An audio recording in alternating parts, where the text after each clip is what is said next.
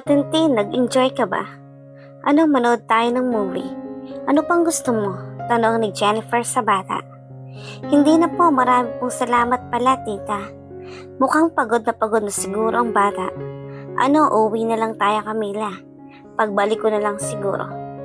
Sa susunod, pasyal naman tayo, Tintin, ha? Mas madami ang bibilhin kong laruan para at manood tayo ng movie. Gusto mo yon, di ba? Sige po.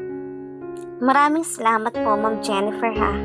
Nag-enjoy po talaga si Tintin. Walang anuman, maliit na bagay lang to. Tara na, bukas na pala ang uwi ko. Salamat at nandito na si Tintin. May kasama ka sa bahay kung may trabaho si Gab. Umuwi na nga sila ng bahay at tinulungan ni Camila na mag-impake ng kanyang gamit habang si Gab naman nakatingin lang sa bata habang ito ay naglalaro. Hindi naman nakatiis si Gab at nilapitan niya ito. Hi Tintin, ang cute-cute mo naman, ang dami mong laruan. Ilang taon ka na, Tintin? Tanong nito habang naglalaro ng manika si Tintin. Ako po, 5 taong gulang na po, sagot nito habang patuloy pa rin ito sa paglalaro. Nasaan ang papa mo, Tintin? Iniwan na po kami. Hindi ko po nakita ang papa ko. Si mama lang po ang lagi kong nakikita. Balungkot na sabi ng bata. Kawawa ka naman pala, Tintin, napaka-iresponsable ng papa mo. Sabi ni mama, kalimutan na daw namin si papa. At ayaw po ni mama na magtatanong ako tungkol kay papa. Kasi sabi po ni mama, mas swerte daw po ako. May lola, lolo, at mama pa daw ako. Bakit daw ayaw ng mama mo na pag-usapan ang tungkol sa papa mo, Tintin? Galit po kasi si mama kay papa.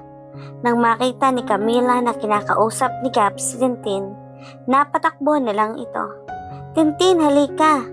Bakit parang ayaw mong makausap ko ang anak mo? Hindi sa ayaw ko. Ayaw ko lang kasing pinag-uusapan ang tungkol sa papa niya. Wow, ang talas naman ng pandinig mo.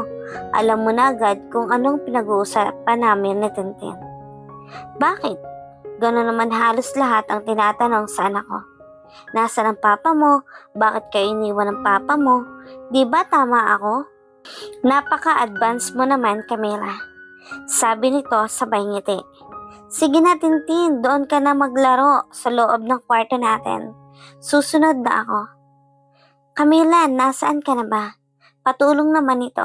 Gab, tulungan mo rin akong ibaba ang iba pang gamit ko, please. Nasa na ba si Manang Pedring? Ang bigat kasi ng maleta ko. Sandali lang po, ma'am. Paakyat na po. Sige, babe. Ako na ang magdadala niyan sa ibaba. Mabigat kasi yan. Hindi yan kaya ni Camila. Okay, babe. Salamat. Ang bait talaga ng fiancé ko. Pabuti pa, Camila. Puntahan mo muna si Manang Pedring sa baba. Baka nakatulog. Naawa kasi ako kay Gab. Malaki at mabigat tong maleta ko. Babe, okay lang naman. Kaya ko naman eh. Sige lang, baka mapano ka pa. Nagmamadaling bumaba si Camila para tawagin si Manong Pedring. Manong Pedring, gising po. Camila, pasensya na, nakatulog ako. Anong kailangan mo? Tinatawag po kayo ni Ma'am Jennifer. Magpapatulong sana siya sa pagbababa ng maleta. Sige, pupunta na ako. Ibinaba na nga ni Manong Pedring ang mga gamit ni Jennifer. Salamat po, Manong Pedring. Sumabay na lang po kayo ng pagkain sa amin. Wag na po, ma'am. Nakakahiya naman po. Sige na po, aalis na po ako bukas. Madami po akong biniling pagkain. Sayang naman kung kami lang ang kakain ng lahat ng yon. Sige po, ma'am. Salamat po. Masayang nagsalo-salo sila ang lahat kasama si Camila, Tintin at Manong Pedring. Maraming salamat po, Manong Pedring, at pumayag po kayo. Ganon din sa iyo, Camila, at sa cute na si Tintin. Dahil aalis ako bukas, madami pa akong in-order. Kumain tayo at sana maulit pa to pag uwi ko. Manong Pedring, pwede mo tong iuwi. Sobra-sobra naman po ito. At Camila, bukas bago ako umuwi, bibigyan kita ng pera para punuin ang rep natin para pag nagutom si Tintin may makakain siya agad. Ikaw din, Manong Pedwing, kung nagugutom po kayo, may pagkain po dito sa loob. Maraming salamat po, ma'am, sabi ni Camila at Manong Pedwing. Pagkatapos nilang kumain ay umuwi muna saglit si Manong Pedwing at si Gab naman at Jennifer ay nag-inuman muna at naligo sa pool, habang si Camila naman at si Christine ay nasa kwarto. Mama, bakit ang laki po ng bahay nila Tita Jennifer at Tita Gab? Sila lang pong dalawa. Sa atin, 4 po tayo pero ang liit ng bahay natin. Ikaw talagang bata ka. Kahit maliit ang bahay natin, masaya naman tayo.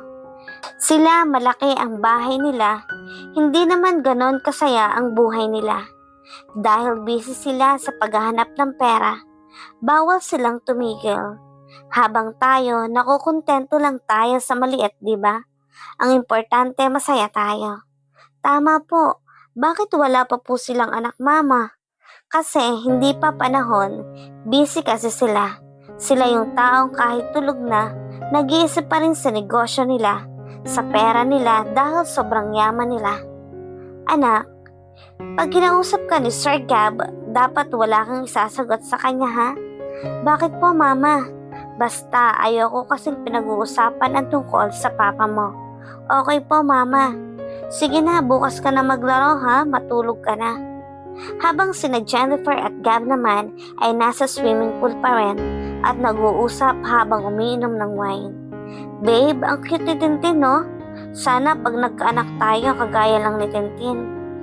Matalino at masipag na bata. Oo nga, babe. Babe, huwag ka na sigurong uminom ng marami. Flight mo bukas. Tara na sa kwarto, babe. Hinalikan nga ni Jennifer si Gab at saktong lumabas si Camila. Nakita niya na naghahalikan ito sa pool, kaya nagmamadali si Camilang pumasok. May kung anong sakit ang bigla niyang naramdaman nang makita ang dalawa. Babe, sige na, punta na tayo sa kwarto. Doon na lang natin ipagpatuloy to. Medyo nilalamig na kasi ako. Kinarga na lang siya ni Gab hanggang sa kwarto. Ibinaba nga nito si Jennifer sa kama nila at sinundan ito ng halik at tinugo naman ito ni Jennifer. Pareho silang napagod at tuluyan nang nakatulog.